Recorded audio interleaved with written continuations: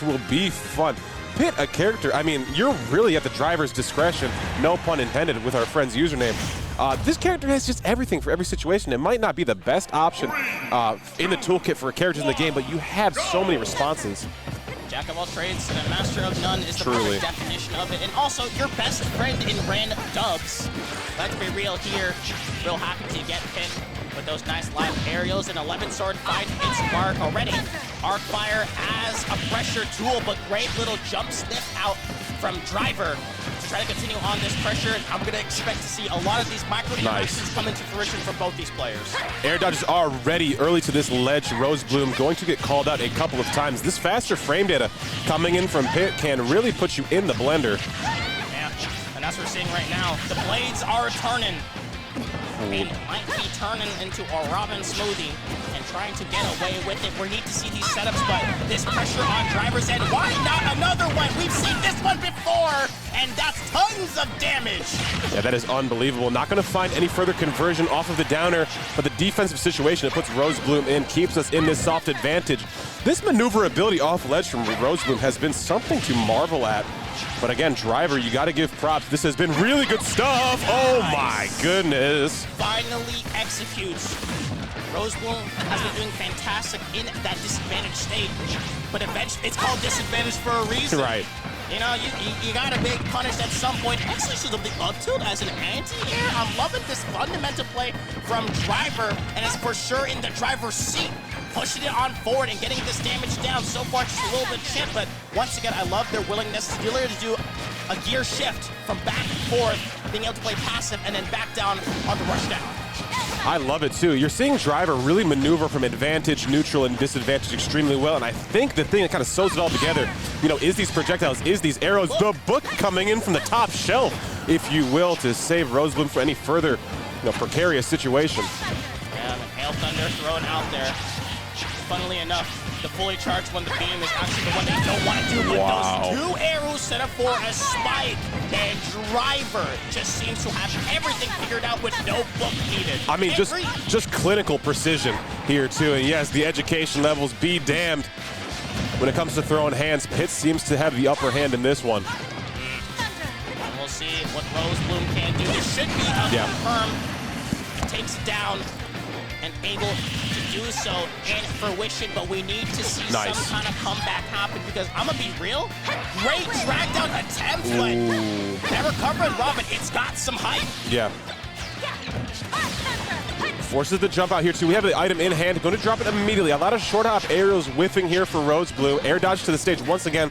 Gotten punished for it a few times, but Driver not going to, you know, finally punished for it here, but the back air catches the aggressive landing above ledge. Driver, smooth and calm way to seal out that first game. Yeah, and every single time is on the right side of the stage, but I think it was stock number 2 that was hella impressive, being able to land those 2 arrows. Just puts Rosebloom in a really bad situation to be in and just get spiked down. We'll see what the response is, thinking about those stage strikes and more.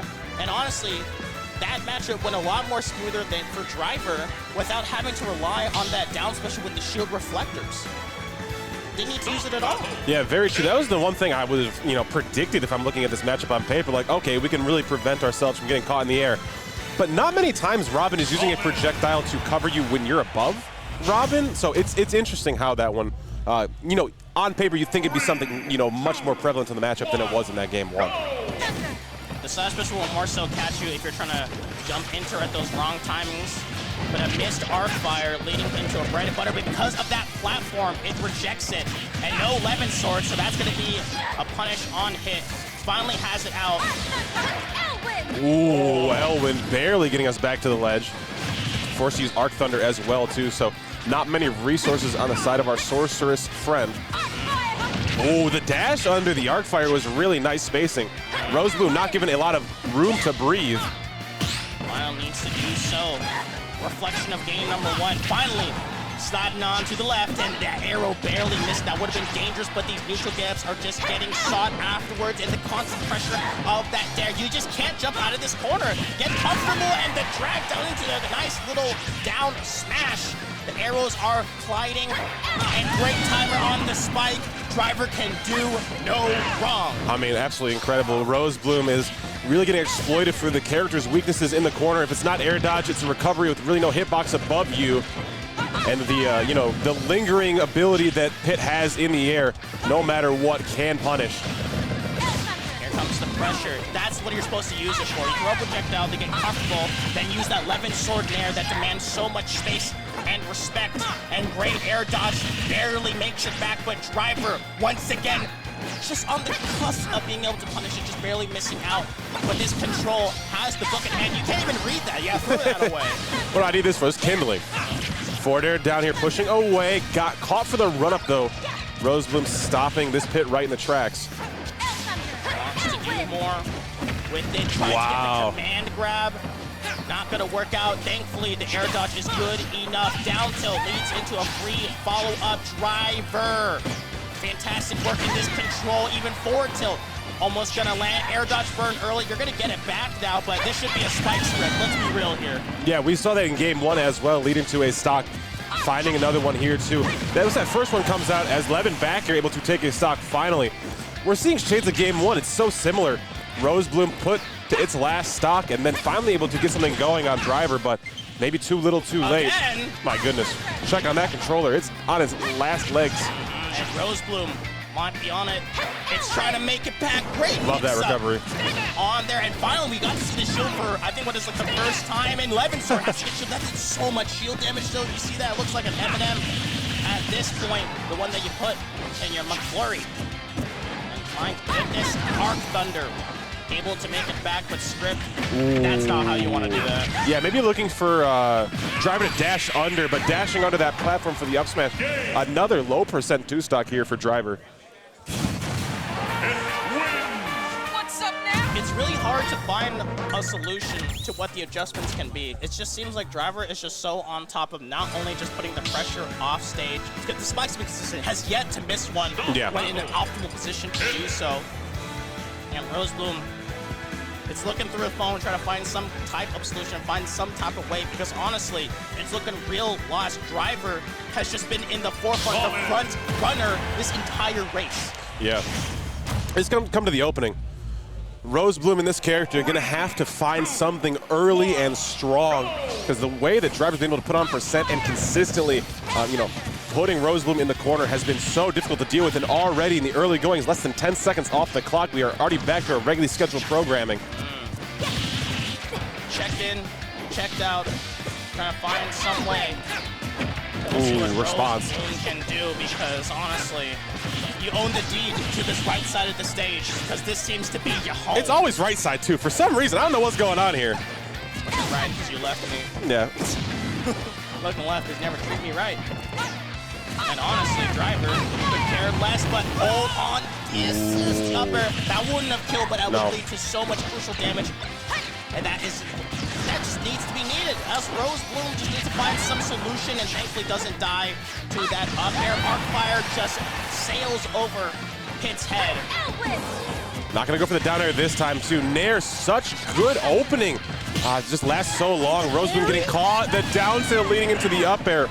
Driver again, so dialed in. These defensive options called out in two. And when Rosebloom swinging at a disadvantage, Driver again ready and waiting. Yeah, and can't even land. Take it to the skies, finally.